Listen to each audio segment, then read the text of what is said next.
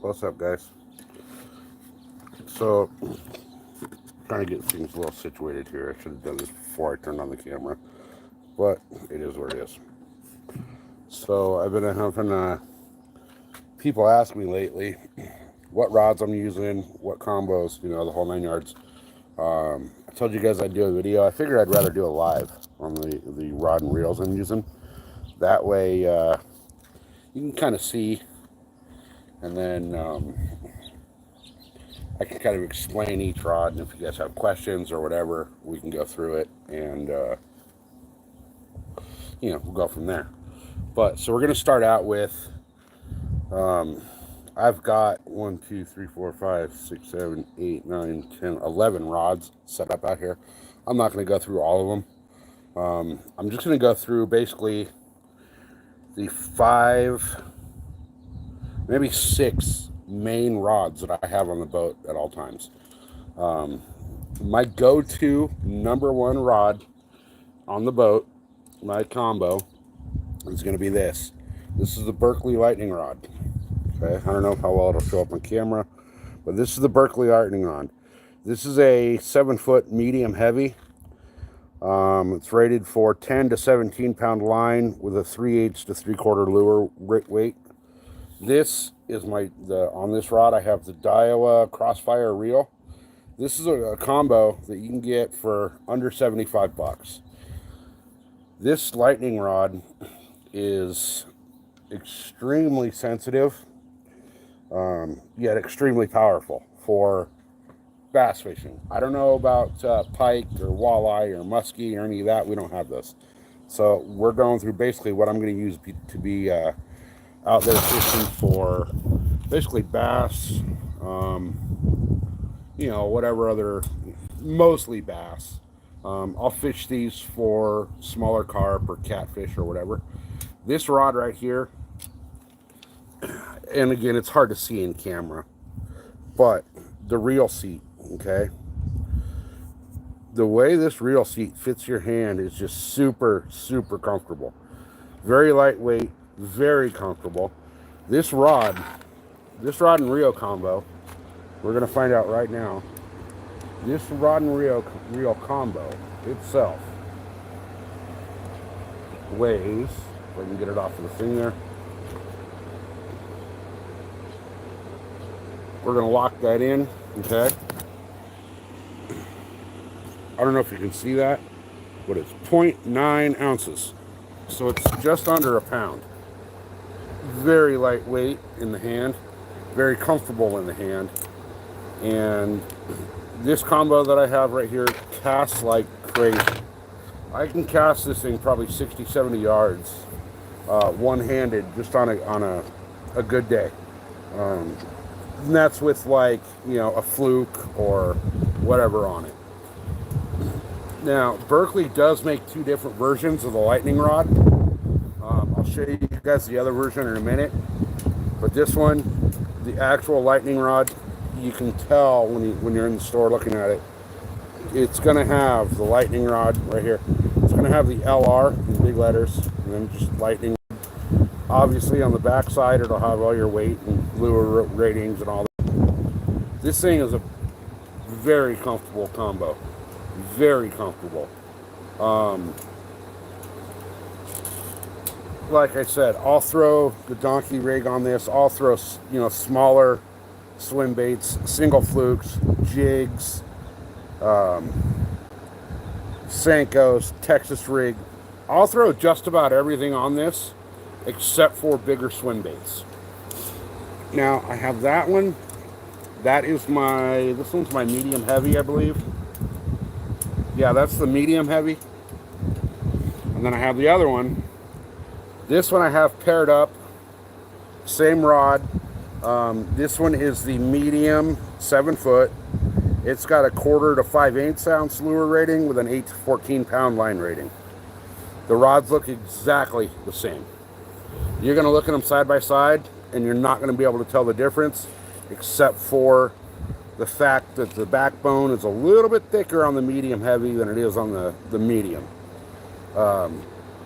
This rod I have paired up with the Shimano I don't know how you pronounce it, not Nexave or Nexave, whatever. It's the blue Shimano reel. This is another combo setup that you can get for under 75 bucks that performs awesome. This one right here is super comfortable, again, in the hand. It fits perfectly. I'm right-handed, but I reel right-handed, right? So this thing fits just absolutely perfect in the hand. The weight on this one, we're gonna get a weight on this. You can see it's zeroed out. Total weight on this rod and reel combo is a little, I'm gonna call it a hair lighter. This one is 0.089 ounces. So again, just under a pound for the rod and reel combo combined. Again, this one, I'm throwing the same thing on both rods. The only difference is on this rod, the medium rod, I'm gonna throw a little smaller of a leader line. I'll use this one, again, I'll use it for wacky rig. I'll use it for Texas rigs, drop shot, smaller swim baits. I don't quite always like to throw the donkey rig on this just because the donkey rig's got a little more weight to it. But again, this is a great rod, whether you're fishing, you know, a crankbait or, you know, small crankbait. Something like a top water or a jerk bait, this rod will handle just fine. Again, I only fish this up to like a 10-pound leader. And then when I'm going a little heavier, if I'm throwing a bigger, fatter jig or the bigger flukes on my donkey rigs, I'm also using, so Berkley is low-key. Everybody knows about their baits. Their rods are low-key, under the radar, great freaking rods. This is another model of the Berkley Lightning rod. This is the shock version. This one is another 7-foot medium heavy, moderate fast. This one's rated, this shock rod, it's the orange one in the orange and black in the lightning rod lineup. This one's actually rated for 8 to 20 pound braided line, with, you know, same 1/4 to 5 ounce lure weight. This one is not very comfortable in the hand. I will give it that. It's a great rod, solid rod, solid backbone to it. It's got some really good pulling power on it. I have that rigged up with the same exact Shimano Nexave reel. Again, another combo that you can put together for under 75 bucks. But you can see on this one, the reel seat, it's bulky and heavy and just doesn't, it's not comfortable in my hand. The rod itself, bitchin' rod, I love it. It's just not a comfortable rod to hold. This one is a little heavier. Let's get a weight on this one. You can see again, we're zeroed out. The total weight on this rod, 1 pound 6 ounces. So it's a heavier, bulkier rod, but it works bitchin'. I'm using that for, you know, bigger, heavier jigs, you know, 1/2 ounce football jigs, crankbaits, smaller swim baits, jerk baits. If I'm fishing heavy cover, I'll throw, you know, Texas rig, Senkos, whatever on this rod. Again, it's in the Berkley lineup. It's the shock in the shock rod in the lightning rod line. And the other one I always have on the boat is just a cheap ass Bass Pro Shop tourney special. But again, it's got that same exact Shimano reel on it. This one again is a 7-foot, medium heavy, and this has got a fast action to it. This is a solid rod, but it's not as comfortable as the lightning rods or the, well, the lightning rods are my main rods, and those are really comfortable. This is not as comfortable in the hand. And this one, actually kind of feels to the naked eye like it weighs a little more. So this one is actually, it's actually lighter than the lightning rod. That one's only 0.087 of an ounce, but it just feels, I don't know if it's the balance or the weight or whatever, but it feels a little heavier. This, again, I'll throw all the same shit on this rod, but it's, you know, just not as comfortable. And then the other rod I'll always have on the boat is a big giant ass swim bait rod. This is this one's a 7.6 7.6 heavy fast action, and this is rated for up to 2 ounce lures. But I got this paired up with a shitty bait caster. I'm actually going to be replacing this bait caster. But if you're throwing bigger, you know, I like to throw the big, you know, 8 to 10 inch swim baits. That thing works great. But like I was saying, my go-to setup is the lightning rod with this Daiwa. And again, you can get that combo for under 75 bucks. The rod itself, you can go buy these at Walmart, the lightning rods. And then the Daiwa reel, I believe I got that from either Bass Pro or Shields, one of the two. Great combo. Great, it's comfortable. Great casting rod. You know, it's a spinner, but, you know, casting, it casts very well. All of these rods cast really well. It's just a matter of what's more comfortable. And like I said, I told a bunch of you guys I do a video on the lightning rod, and I highly recommend that rod for the price. I mean, I think they're 40 bucks. And you know, that reel's another 40 bucks. No, Josie, it's Diawa. And it's not really stamped on the reel anywhere, but this reel is the Crossfire. It's the 4000C model.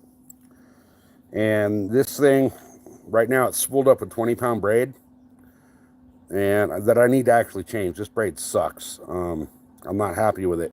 But that's holding 150 yards of 20-pound braid on basically a 3,000 size reel. They call it the 4, but it's about a 3,000 size reel. And this thing, like I said, you can cast this thing a freaking mile with the right bait on there, the right wind conditions. You can cast that thing a mile. The other Shimano reels I have, these Nexav, or however you pronounce it, the blue. It's the blue. It's the same family as the Sienna. Little different, but this is a 3000 series. This one doesn't cast as well, and it doesn't hold as much line as the Daiwa. But when it comes to performance and actually handling a fish, I have not found a fish yet this does not handle. So those are the main 5 rods I have on the boat at all times. So I know you guys are going to have questions, so go ahead and hit those questions up.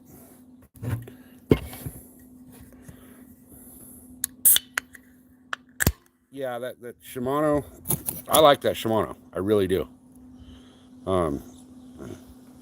Yeah, Randy, it's Diawa. He's exactly right. Bass Pro, Shields, Cabela's, which is Bass Pro, Tackle Warehouse, pretty much any of the big online retailers, you know, or the big box stores that sell anything fishing related are going to carry the Shimano series.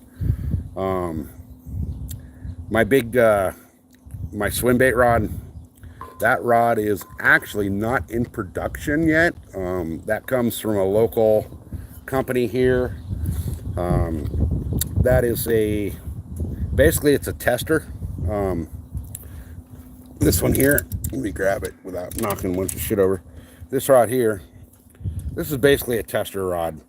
I asked them to do up a rod for me for swim baits. So they kind of made this up, and So far, I like it. There's a few things I don't like about it, but you know, it's handled everything I've thrown at it. I've got catfish on it. I've got carp on it. I've got some bass on it. The difference in the two, which one's faster? The two what? Which one? The Daiwa or the Shimano? Is that what you're asking? Let's see. The Daiwa, the gear ratio on this is... I don't think it says on here, and I don't have the box anymore. I don't remember what the gear ratio was on this one. And honestly, when it comes to these little spinning reels like this, I'm not really too concerned on the gear ratio. They're very similar. I'm going to say that just because of the size difference, that Daiwa holds a little more line, a little bigger of a spool. So you're going to be pulling in a lot more line with every handle turn. But I tend to fish things slower, so I'm not real worried about gear ratios unless I'm fishing, you know, like a big swim bait. If I'm fishing a big swim bait, I kind of want something between a 6 and an 8, you know, because I tend to overfish the big swim baits. I tend to get them going too fast, so I'll actually scale down. This one that I have right here, this is my swim bait reel is a 6-to-1-to-1, so it's still a semi-fast reel, but it's not burning that bait through the water. Hey, cowboy dude from Yellowstone, go fuck yourself, bro. Let me report you to YouTube real quick, and then I'm gonna ban your ass. Sorry, guys. I'm dealing with this stupid freaking troll. I know there's a couple of you guys in here that got mods, so feel free to, like that cowboy guy, feel free to freaking ban his ass. No, Randy, we're talking freshwater. My saltwater, that's a whole different setup. For halibut, I'm going to be using my Penn Fathom reel on my Penn Blue Water Carnage rods, a little shorty 6-foot rod. And those are I think they're a 4-to-1 gear ratio. They're a very slow reel. For saltwater, like swim baits and stuff, I'll actually show you guys that rod that I use, since it's sitting right here. My saltwater swim bait rod. Right now I'm fishing more freshwater just because I don't like getting my boat out into the saltwater. It's too much of a pain in the ass on the maintenance. Plus, the boat that I currently have it's a little sketchy getting out there in the salt. You know, it's under 20 feet, so that gets a little sketchy. But once my buddy gets his boat up and rolling again, then we'll be going out doing a lot more saltwater. So for my saltwater, my jig stick, which I'm throwing, you know, big swim baits. This one I'll be throwing, you know, like the Tatty 45 and, you know, big heavy irons, you know, all that kind of stuff. This is my Penn Blue Water Carnage. This is, I want to say this rod is 7.6. 710. I'm sorry. This is a 710. This is rated for 20 to 50 pound mono and 30 to 65 pound braid. I've got that paired up with a Daiwa Saltist. And I'll tell you what, this thing, I actually need to get this Saltist in and have it serviced. This thing's like 7-8 years old now. Probably older than that. It's 9 or 10 at least. Actually, Penn does not make the original Blue Water Carnage anymore. They're up to like the third model, I think, the Blue Water Carnage 3. This is, if you were watching the other day when I was fishing at the bay with the wife, this is the rod that I caught that shark on, and it handled that thing like a freaking madman. It ripped him right in out of the water. So this thing, man, for a saltwater rod, for a saltwater swim bait, I'll call it basically a swim bait rod. This thing, this Saltist, this is the Saltist level wind. On the Penn Blue Water Carnage 710 30 65 pound rating rod, this thing is fucking phenomenal. I can cast a big heavy like the 2 and 3 ounce saltwater candy bar lures. I can cast those 150 yards on this reel, no problem. So hey, Rod, since you're here, I know you probably missed it. This is the rod I was talking about originally. This is the Berkeley Lightning. And I know it's hard to see the print on camera. This rod right here is my 7-foot medium heavy. It's got a line rating of 10 to 17 pound. Lure weight, 3/8 to 3/4. It's paired up on my Daiwa Crossfire reel. I'll show you, Rod, because I know that you have issues with rod weight. And that you can't really deal with, super heavy rods. This thing, this reel seat fits your hand so perfect and so comfortable. It feels like a little ultralight rod in your hand.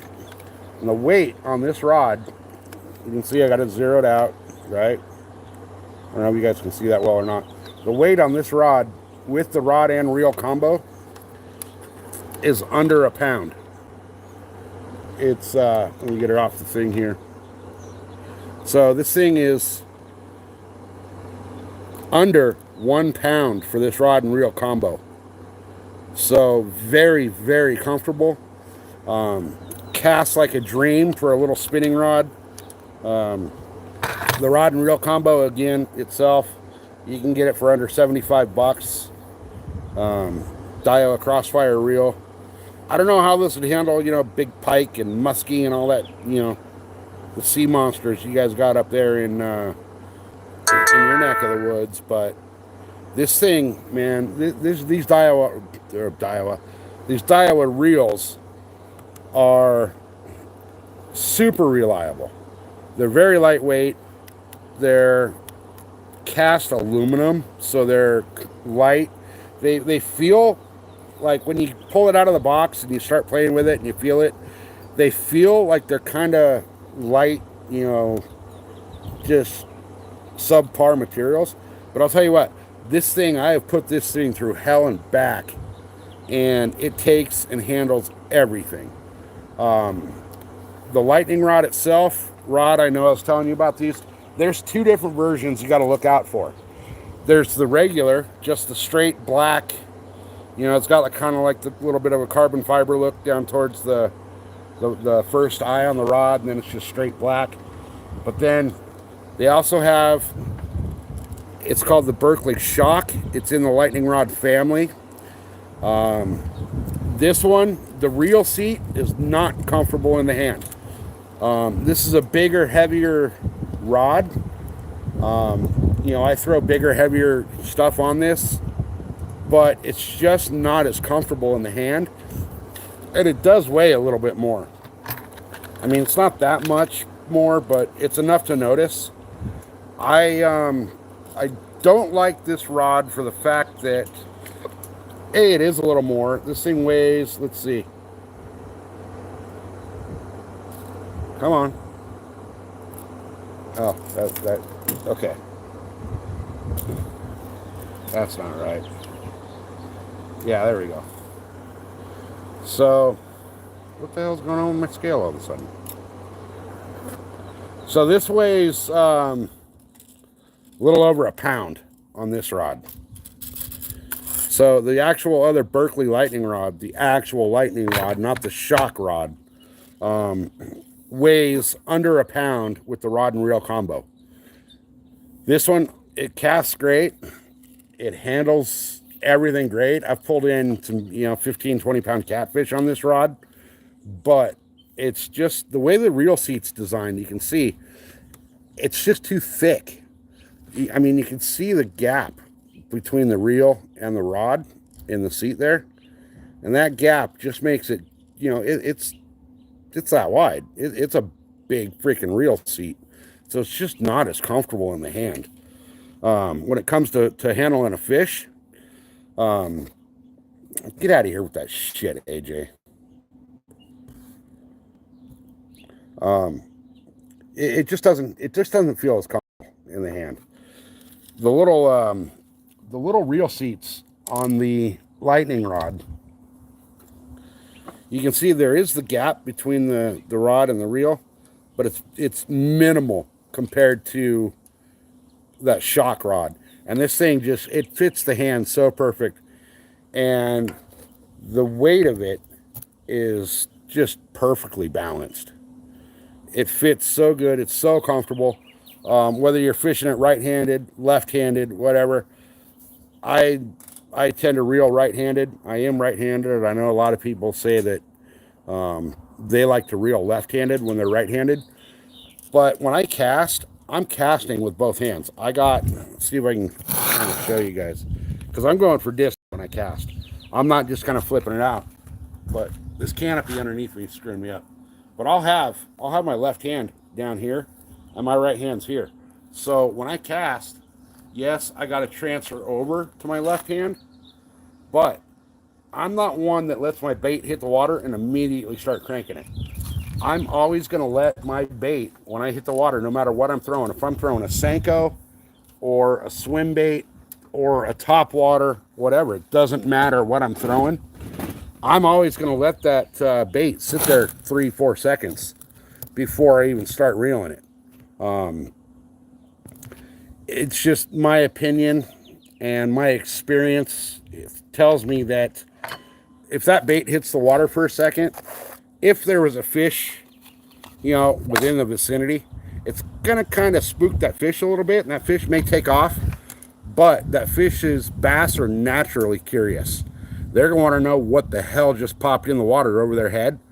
So they might bolt 20, 30 feet, but they're going to come back to look to see what that was that just hit, above their head. So I'll let it sit there for a second, long enough for that bass or, whatever was there to kind of go away for a minute. And then I'll start moving it, whatever bait I'm using, at whatever speed I'm fishing that bait. And that usually piques the attention of that fish that was there, if there was a fish there. Now, obviously, if you're fishing, drop shot or Texas rig or, wacky, whatever, you want that bait to, hit the water and sink straight down in that spot anyway. So, I don't mind having to transfer the reel and the rod to my other hand after I've made a cast. It doesn't bother me. Actually, it kind of helps me because it forces me to take that extra second or two to let my bait just sit there for a minute. I can't overwork the bait on the drop that way. It also helps me if I cast and, say it's a windy day like we had the other day. When I was casting the other day, we were in the boat. I was sitting up on the bow casting, and I was casting at a certain spot on a rock. Because I know that the bass in that lake have been hanging out with those rocks, right behind them. So, it kind of gives them that like protection from behind. But I know that they've been sitting face into the current, which there's not a lot of current in the lake, but they're sitting face in to the wind, and they're in perfect ambush spots on those rocks. So the way it was working the other day was the wind was blowing so bad that I would cast at that rock and my bait would land. I was throwing the donkey rig, and that donkey rig would land 25, 30 feet to the side of where I was actually casting. So by having that rod in my hand and having to transfer it over, it also kind of gives me a second for that line, because I throw braid. And we all know that braid is very light, and the wind will pick that braid up and take it wherever it wants. So by having that rod in my reeling hand when I cast, and then when that bait hits the water, that braid's still floating around up here in the air. It gives me a second to let that braid kind of float where it's going to go. Then I can transfer over and kind of, I do this little, like, you know, everybody does it. You kind of get your braid that's floating around up in the air down in the water and kind of try to get it as close to where your bait landed as possible, you know, so your line comes in straight instead of a big circle, right? Which I was having that problem the other day. I think that's part of the reason why I wasn't catching anything the other day, is because my bait would land here, and instead of reeling straight back to the boat, it was doing this big circle because the braid was laying on top of the water 70 feet from where I cast. So I'm pulling the braid in, and it's not actually coming straight. You know, it should be coming straight at you, but it was coming from way out in left field to make that circle back to the boat. So it was really screwing with the action of my baits as well, because I couldn't get that good jerk on the flukes like I want, you know, that great forward pull on them. So that's another reason that I fish and I cast right-handed and reel right-handed. What kind of line do I like? So for my braid, I'm actually going to be switching it up. Right now, I'm just running the Bass Pro Shop brand braid. Just because I had a Bass Pro gift card and I got a whole shitload of it for, I got 1, 2, 3, 4, 5, 6, 7, 8, 9, 10, 12 spools of it on this gift card.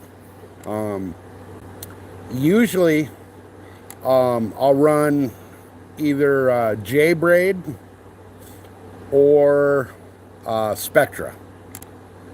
And the Spectra, that's actually what I have on my, right now, I have the Spectra braid on my saltwater casting reel. And I know it's hard to see on camera, but this Spectra that's on there, okay, it's really hard to see it on camera. This reel right here has freaking 100-pound braid.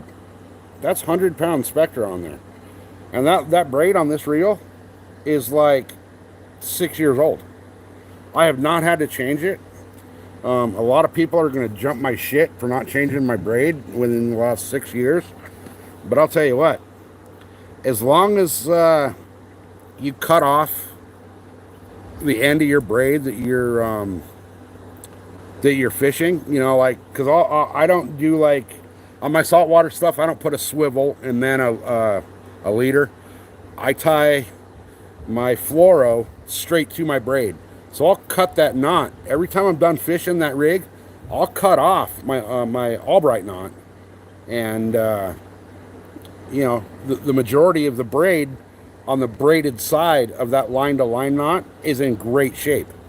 Now, if I'm fishing really hard, I'm getting, I'm coming through the kelp beds and, you know, I'm ripping through, you know, just, I mean, there's not a lot of snags in the ocean. 100% of the time that you get snagged up in the ocean, it's going to be on the kelp, which, you know, the braid will cut right through that. But I will strip, you know, 5-6 yards off of the end of that braid and cut that off next time I go out, just because I know it's been drugged through all that kelp. But that braid on there, that Spectra, that's lasted me a long time. Suffolk Advanced is great. I just, and again,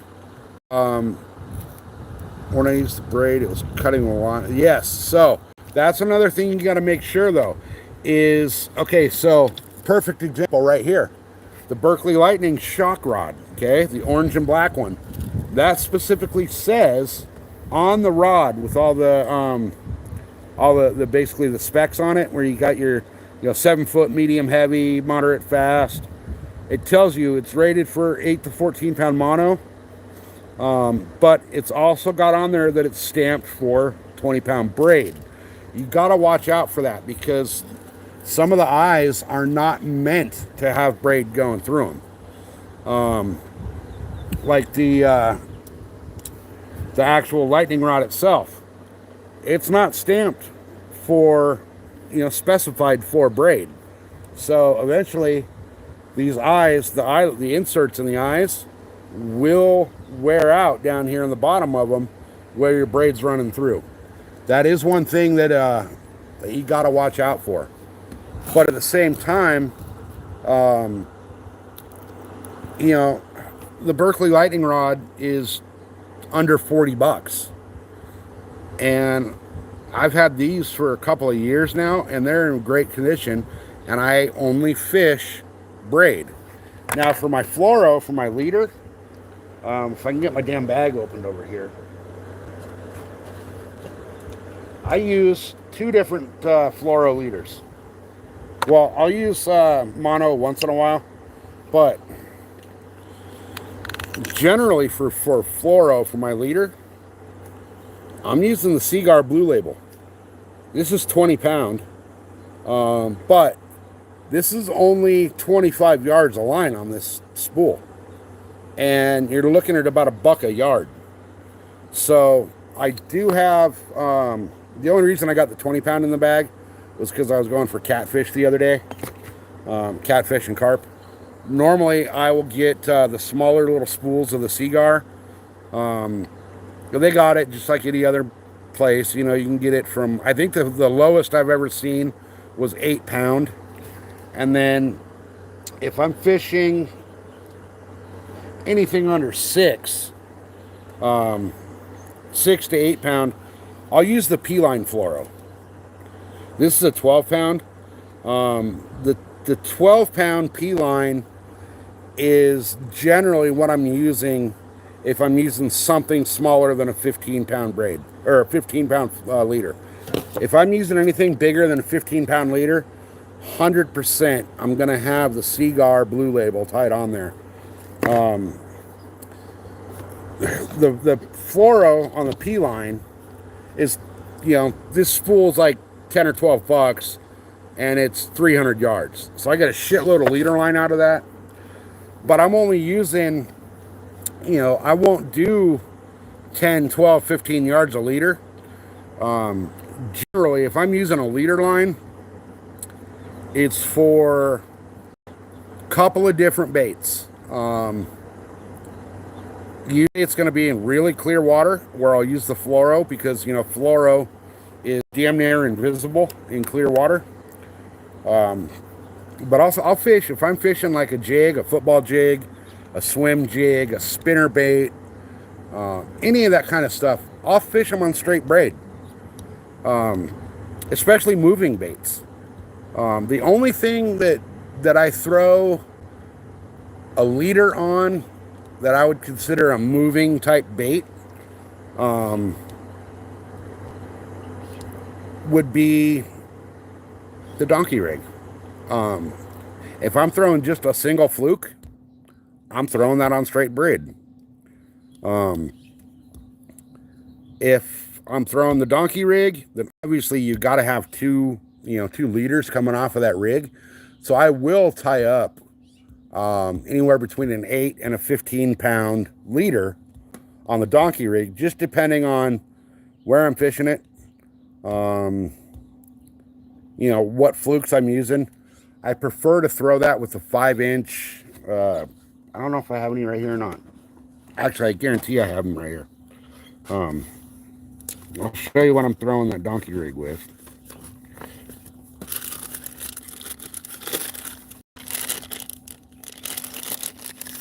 Let me grab it out of the bag here.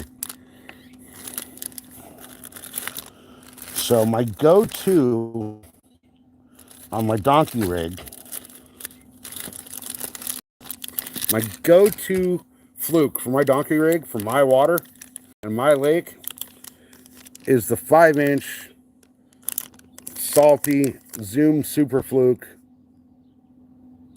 in the smoke and shad color. Now, I also do throw, same thing, 5-inch Super Salt, Super Fluke, the bait fish color, okay? And I will throw those in tandem. They're very similar in color. Let me show you the difference here. So this is the bait fish, and I don't know how well it's going to show up on camera.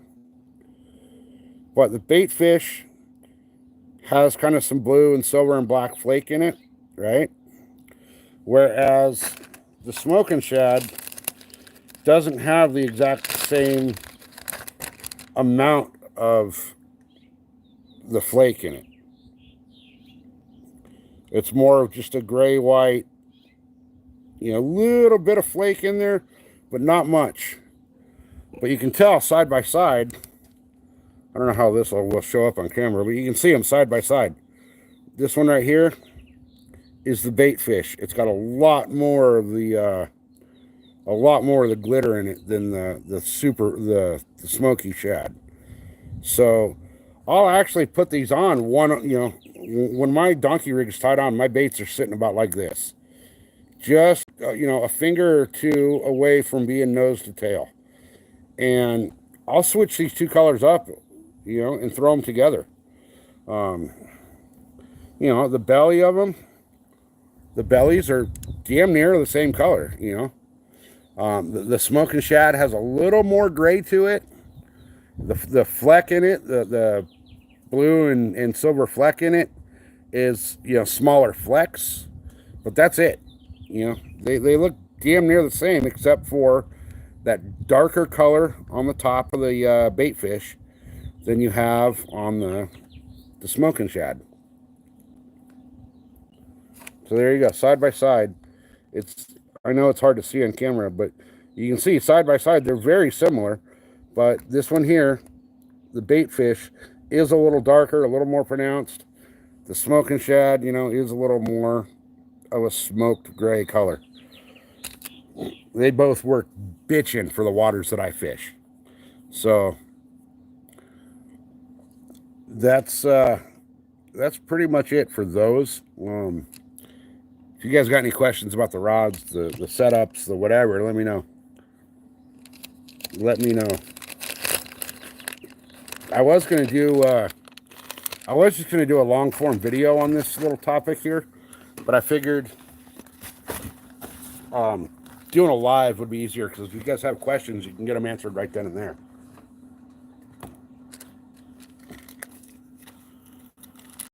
So let me see. Let me go scroll through the chat right here and see.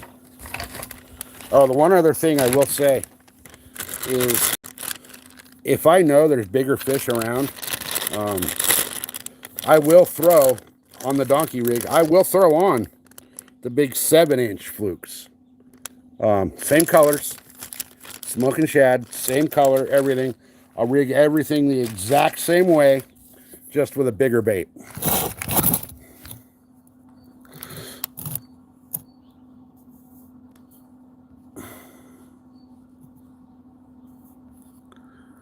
Oh, okay. So, Josie, when I do not tie my my line to my reels, and that comes from the saltwater.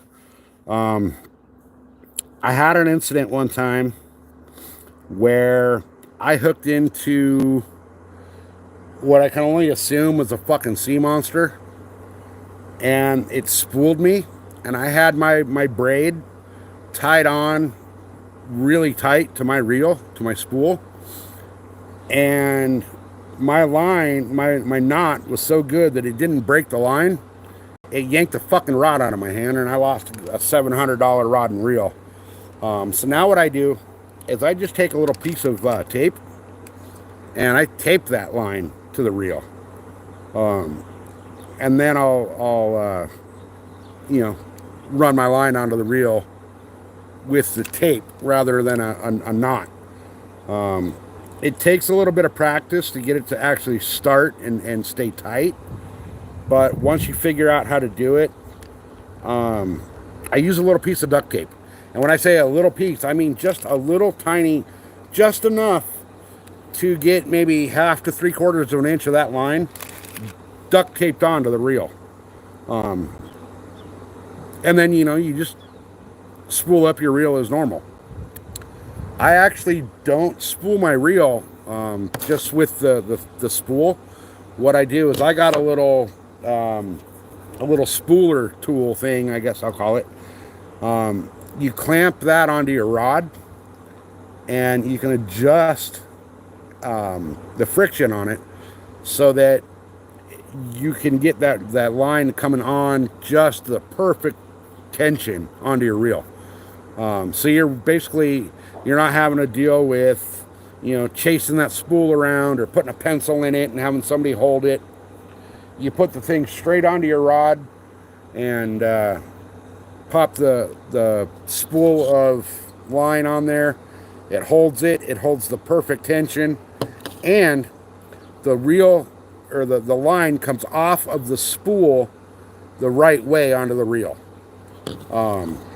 There is a right and a wrong way for that line to come off. The line goes on the spool at the factory in one direction, and you want it to come off in the proper direction onto the reel. Otherwise, that's when you get if you're fishing a spinning rod and you open your bail and your line just, blows up, and you get a bunch of frays and tangles and shit that come off of your reel. It's because you spooled up that reel with that line going on the wrong direction. You basically want your reel is going to spin clockwise. So you want your line coming off clockwise, so that as it comes off, it's coming off straight instead of, I guess the best way to say it would be like, it's coming off right side up instead of upside down. So when your reel gets spooled up with the line coming upside down, that's when you get all that weird like memory shit where your line will tangle and kink and just do stupid things. It's all wavy when you cast it out and it's in the water. It's all wavy and weird. 99% of the time, that's because the line went onto the reel backwards, basically.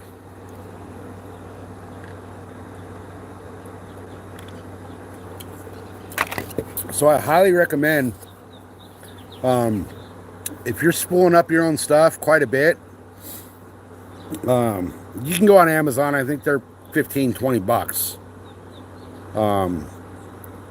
And you can buy one of those little deals. Let me see. I thought it was right here. Let me go find it real quick. Give me 2 minutes. Let me go find it. I think it's in the garage.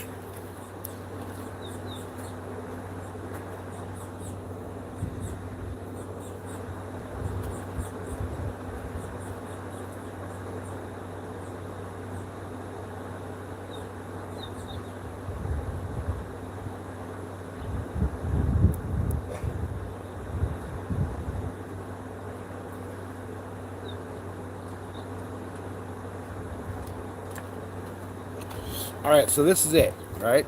I'll show you guys how this thing works real quick. I'll just grab whatever. I'll grab this rod right here. This is another rod I like. This is a lot lighter rod, but this has got that Shimano Sienna on it. This is like my backup rod. This is it's made by 13 Fishing. This is the Defy Black. This rod was like, oh, hell yeah, I want Panda. You know what I want, too, so... Oh, wait, no. No, don't go to Panda, because I got food on the smoker. I got that pork loin in the smoker, so don't waste the money on Panda. Plus, apparently Dad went to Panda this morning. So, yeah, don't waste the money on Panda. I mean, unless you want to. I have that pork loin going on the smoker.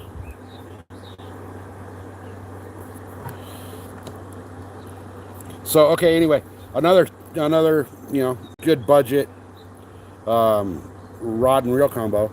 This is the Shimano Sienna. Just Sienna, the Sienna. It's 13 Fishing is the name of the company. This is their Defy Black rod. This one is only, let's see. This one is medium. It's a 6'7" rod, 6'7", medium fast power, medium weight rod. Fun little rod for everything from, you know, panfish to super finesse fishing bass. This reel actually, this is my dad's. This started out with like 100-pound or 100 yards of braid on it. He's down to where I can actually see the red of the spool behind, you know, underneath the line here, because, you know, he catches trees and sticks and rocks and boats, and he loses a lot of shit. So here's how this thing works, right? This line deal. So it clamps onto the rod.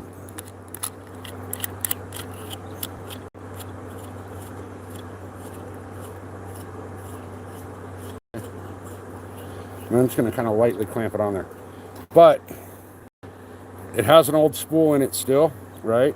It's an old spool of line. So when the line comes off, the line's coming off clockwise, okay? And you can also use this to unspool your reel. Clamp it on, take an old dead spool of line, tape your line to it, and you can actually, you know, reel your line off of your reel if you got to change. But you just basically put this thing on there. It keeps everything in a nice straight line from the line to the reel, and you just, you know, reel it in straight up. You just reel, and it's going to reel that line onto your reel perfectly. You can tighten this thing down. There's the little tension knob right here.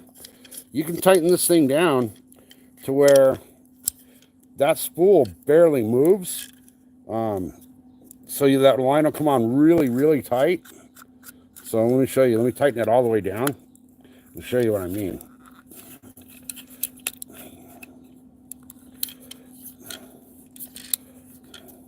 It's almost like setting your drag, basically. I mean, it's the same exact principle. You can set this thing to where this barely moves, right? Or you can set it to where it just free spools. So once you figure it out and you start playing with it and you learn, you know, how you want your line coming off, how much tension, all that. This thing, it takes, I can spool up an entire reel in like, you know, a minute and a half. Whereas if I'm just trying to lay my spool, you know, on the table, or have somebody put a pencil through it and hold it, you know, it always does that shit where, like, if you got it just sitting there on the ground or on the table, it's going to flip over and it's going to flip back and it's going to roll down the yard or whatever. And that's when your line just starts getting all screwed up coming off of the reel, because it's going on, you know, it'll start coming on straight, you know, going the right way, and then it turns around and it's upside down. And now you got part of it that's going on your reel backwards and upside down, and it just becomes a nightmare. So this little deal right here was like 15 bucks on Amazon. If you just go on Amazon and type in, you know, fishing line spooler, or, you know, however, you know, line spooler or whatever, you'll find it. This is just a cheap ass little $15 product I'm in at Amazon. But I'll tell you what, it saved me a lot of money in line, because, you know, you can get the line going on the correct way with the correct tension, and you don't have all the problems of you know, you're going to get line twist when you're fishing certain baits or whatever, but you don't have line twist right out of the gate coming off of your reel. So it makes a huge difference. Now it won't fit. I can't use that particular one on my saltwater stuff, because, you know, my saltwater my saltwater spools are big. You know, I mean, you can see the difference in the size of the freshwater to the saltwater spool. This right here is Shimano. This is just for basically a trolling rig. My trolling rod is always going to be full of mono, just because mono is cheap and it's strong for what it is. But when I spool up my trolling reel, obviously this is not going to fit on here. So I will do, you know, on my trolling reel, I will do just the pencil thing, you know, stick a pencil in it, tape the pencil to the chair, whatever. But that little line spooler, man, that thing is just bitching. If you ever go to, you know, some of these bait and tackle shops where a lot of them, well, I will say a lot of them here, and it's mostly the saltwater bait and tackle. If you buy, say I was to go buy this Daiwa saltwater reel right now. I bought this from a place called Squid Co. in San Diego. When you buy a reel, they'll spool it up for you for the first time. You know, so they have a little machine, basically. It looks just kind of almost like a little wood lathe. One side holds your reel, the other side holds the line. They flip the button, turn the switch on, and it fills that reel full of line. And it counts it's got a line counter on it, so it counts the line as it spools. So they know that, okay, you know, this reel is supposed to hold X amount of this pound braid. So, like, for example, this reel, I think, holds, I want to say 200 yards, maybe 300. It doesn't say on the reel. And I don't have the box anymore because I bought this thing like 10 years ago. But this is a 6-to-1 reel. I want to say it holds like 250 to 300 yards of 50-pound braid. So I've got it spooled up with 100-pound. And I want to say I put on 200 yards of 100-pound when I spooled that up last. A lot of these places, when you got to buy braid, if you're not buying, you know, a big giant spool, and you're just going to a bait and tackle shop and you want them to line your stuff up for you, they're going to charge you anywhere from like 17 to 25 cents, depending on what kind of braid you get.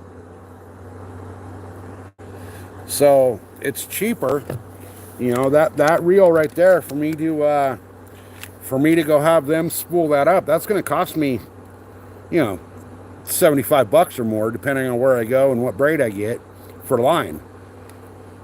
I can go to the bait and tackle shop and I can buy the 300 yards of 100-pound braid for, you know, $45-50. Save some money there. Now, spooling it up myself, it is not going to go on the exact same way as, you know, when they spool it with the machine. But I'm okay with that because what I do with my saltwater gear is the first time when I redo a reel, right when I get into the actual ocean, you know, when we get out the mouth of the bay, I'm taking my line with nothing on it, just straight line, no hook, no weight, no nothing, and I'm dropping that line off of the back of the boat and opening up that reel so it can take every last inch of line off that reel, and then you reel it back in. What that does is just the weight of the braid coming through the water and having it all, you know, 200 yards out behind the boat, that will take all your line twist out as you're reeling that line back in on the braid. So, you know, that's the only reason I don't worry about which way the braid goes on, because I'm gonna take all that braid off basically and let it go float out in the ocean and reel it all back in, so it's going to come in straight. And when you're doing that and the boat's moving, your rod's going to be folded like you're on a fish, and that's just from the weight of the braid coming through the water. So it helps with the tension and it helps with the line twist on your braid. So works out really well. I've seen people put little just like a little small little like 1/4 ounce, you know, bait on there and do that. The problem with that is that there's a huge chance that if you're doing that while the boat's moving, you're going to catch into some kelp and you can really screw yourself up. Plus, you really don't want to fish to hit that little bait, which is, there's a chance that can happen, you know. And that'll screw you up too, because if you're on that boat, you're letting your line off the back of that boat while they're heading out to the spot, and you do hook into something, A, it's going to be a small fish, but B, they're not going to stop. So, you know, you might have a little 2-3 pound mackerel on there that's going to feel like a 100-pound fish, because that boat's moving, you know, 10, 12, 15 knots, and you're trying to pull fish in against that wave, or that water at that speed. That little 3-pound fish is going to feel like a freaking sea monster, and you're going to have issues. So it's always best to just let raw line out when you're going to use that method to straighten your line out on the boat. Another thing that does too as well is it will actually get that line wet. So when it's coming off the spool, it's going to come off a little smoother, because it's already pre-wet, I guess you want to say. You'll notice with braid, when it's dry, it tends to stick to itself. Braid is exactly like it says. It's braided line. So imagine, you know, you braid your hair. There's those little lump sections in the braid, right? So it's like this. Those will actually hook around each other, and they kind of get caught up on each other. So when the line gets wet, it kind of gives it a little bit of lubrication for that to slide around, and you don't get stuck. Your line doesn't get stuck on itself. So it's a good little tip there for braided line. Another thing I want to recommend too is that if you're ever fishing braided line and something stupid happens to where you got to grab that line, say you wrap it around the rod tip, or you get a backlash or whatever, don't wrap that line around your hand or your fingers. I watched a guy on a tuna trip. And Josie, I think you about this last night maybe. But I watched a guy on a tuna trip, had a rental rod, and for some reason that rental rod was spooled up with braid, which they normally don't do. They usually spool them up with cheap ass mono line, like 30 to 40 pound mono. But dude backlashed his rod. He was from, I don't want to say where he's from, because I don't want anybody to, you know, automatically assume people from that state are stupid. But he was in, you know, a state that doesn't have an ocean. And, you know, he had to fly here from there to see the ocean.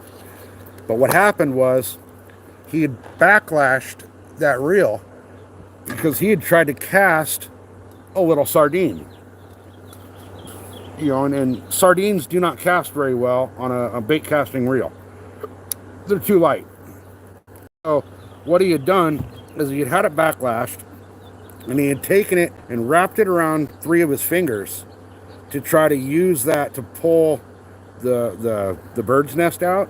While he had that wrapped around the 3 fingers, okay, he had it just like this, just wrapped around 3 fingers, and I don't know what the hell he was thinking, but he was trying to pick out that backlash while that line was wrapped around his fingers.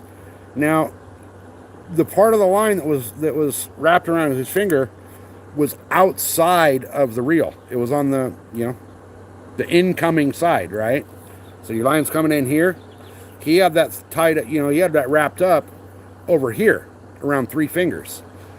Well, his stupid ass, for some dumb reason, didn't remember that he had a bait on there. And that bait was still swimming around even though it was backlashed. And a tuna decided that that bait looked like, you know, the one it wanted to eat right then and there. And it did. And that 100-pound tuna hit that bait and took off like a freight train with that bait in its mouth. Well, when that happened, obviously it pulled that line and that braid, and it pulled it tight enough that those 3 fingers popped off like a freaking petal of a flower. You know, you ever take the flower and you grab it by the stem and you flip the top of the flower and it helicopters up? His fingers popped off the exact same way. landed in the water, in the ocean. So there was no chance of saving that. He ended up getting a flight home with the Coast Guard. So don't ever wrap straight braid around your hand. I don't care if it's 10-pound braid and you're fishing for bluegill. That braid is like wrapping razor blades around your hand. So I do have the ugly sticks here, J-Rod. I do have 2 ugly sticks here. I got the GX2 series. Those have been converted. They're basically my beater rods. I use those to shore fish the bay. I'll use those for shore fish and catfish, carp, whatever. They're beater rods. They're bank rods. The rods that I can cast that out into the bay and wedge that rod down into the rocks and not worry about it getting beat up and screwed up. They're an ugly stick. They're meant to be, treated well, but they're meant to take that abuse. That's the whole basis behind the ugly stick is you beat the crap out of those rods and they'll keep on going. So anyway, guys, I'm getting ready to end this live here. I've been here for an hour and almost 10 minutes talking about rods. If you guys got any questions, now's the time. I'll give this a couple minutes. I'll get it about, a cigarette's length. And then I got to go start doing some other stuff around the house. But if you guys got any more questions about rods, reels, combos, line, baits, how to fish a certain bait, now's the time to ask. No, I'm on the complete opposite side of the country as Florida.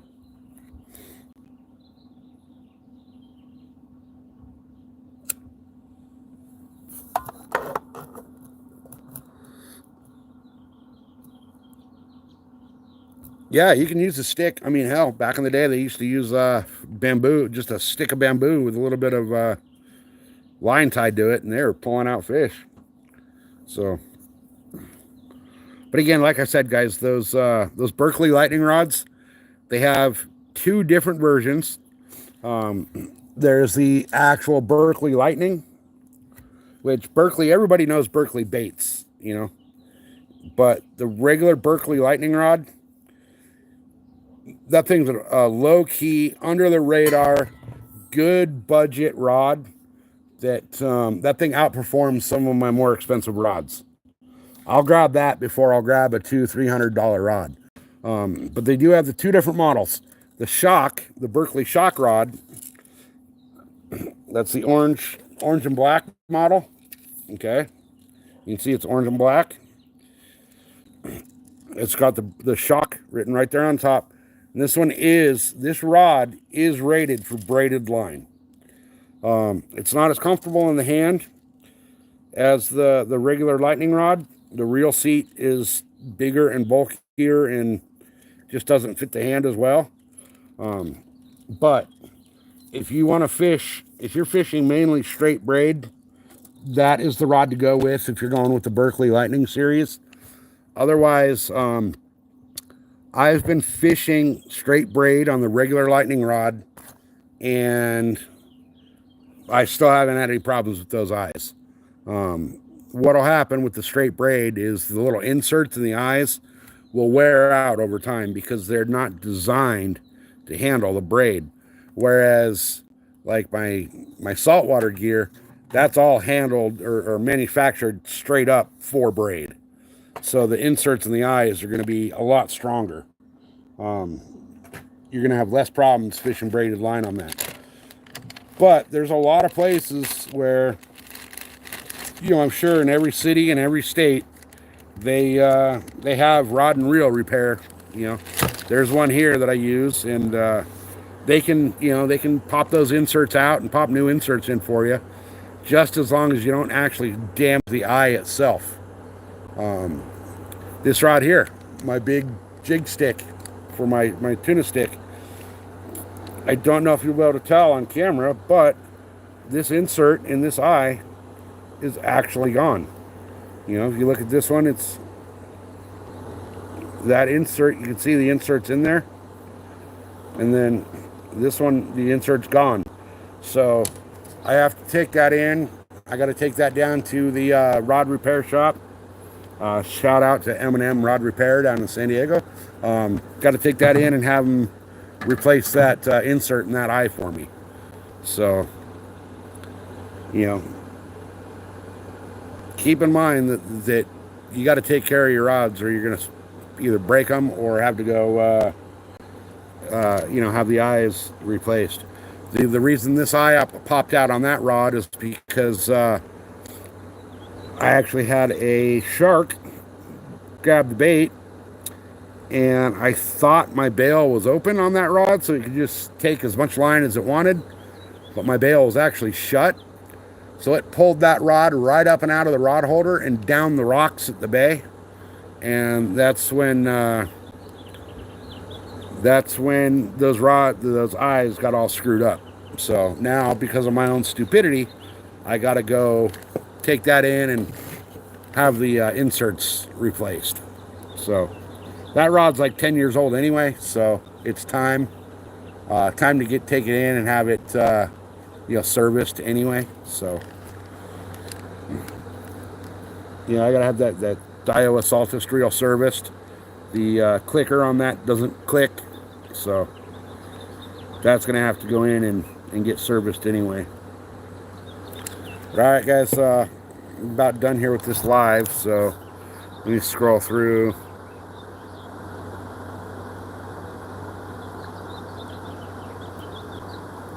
Scroll back up the chat a little bit and kind of see if I missed any questions here. Hey, what's up, Farron?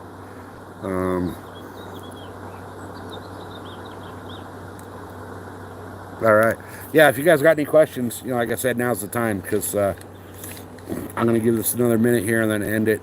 But glad to answer any questions you guys might have, whether it's rod and reel related or, bait choice and bait presentation related.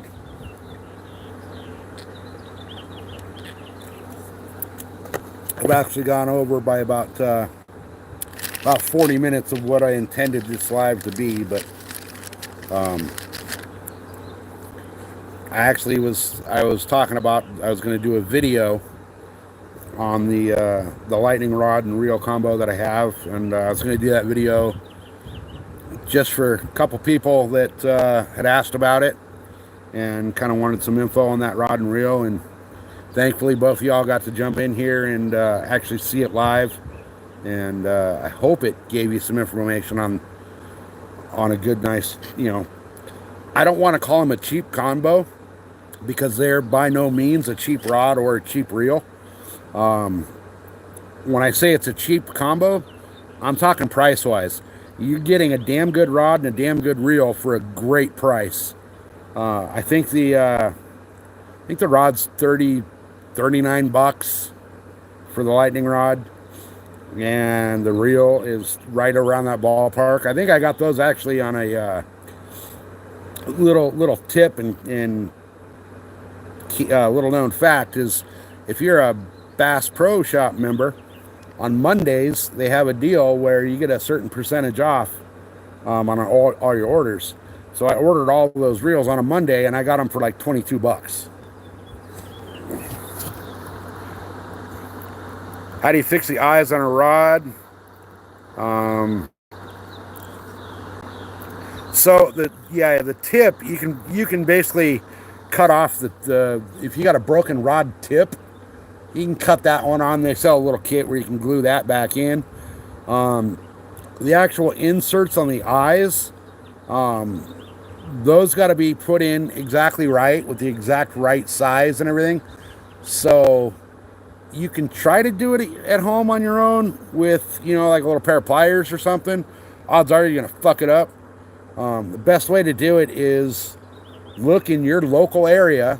If you just Google, rod and reel repair in whatever city you're in, you'll find someone that does rod and reel repair. They actually have the proper machinery and tooling and parts to redo those inserts. That's what I would recommend. You know, you can do it yourself. I've done it myself with cheaper rods, but it doesn't always work out right. So I would look up, go on the Google and type in rod and reel repair in whatever city and state you're in, and you'll find especially if you're on the coast, like Farron in your area, you'll probably find 30, 40 guys that are doing it because you guys got the big tuna fisheries and all that out there. So you'll find a bunch of guys doing rod and reel repair. But that's what I would recommend. I'd recommend taking it to somebody that does it, every day for a living, that has the proper machinery and parts to do it. You can go on like Amazon or whatever and order inserts for the eyes and try to press them in yourself with like pliers or whatever. But 99% of the time, you're just going to fuck it up. So it's worth paying, depending on what the price of your rods are. Like my tuna rod here, that's a $400 fucking rod. I'm not just going to replace that rod. I'm going to go pay the 30, 40 bucks, whatever, to get that insert fixed in that eye. So it's definitely worth it there. So, but you're cheaper, an ugly stick or like these Berkeley lightning rods. If I were to lose an insert there, I'd just replace the rod. It's easier that way. It's easier and cheaper. Now, if it's like it got sentimental value or whatever, yeah, it's absolutely take it in, have that thing fixed. But it's you're better off having somebody that does it on a daily basis do it for you.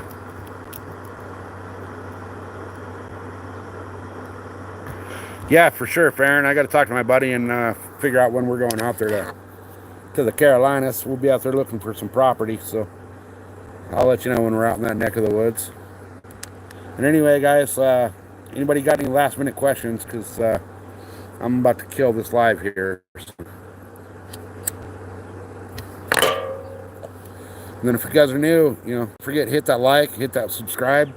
I do a lot of fishing. I'll do a lot of fishing live on the boat. We're gonna start every Friday.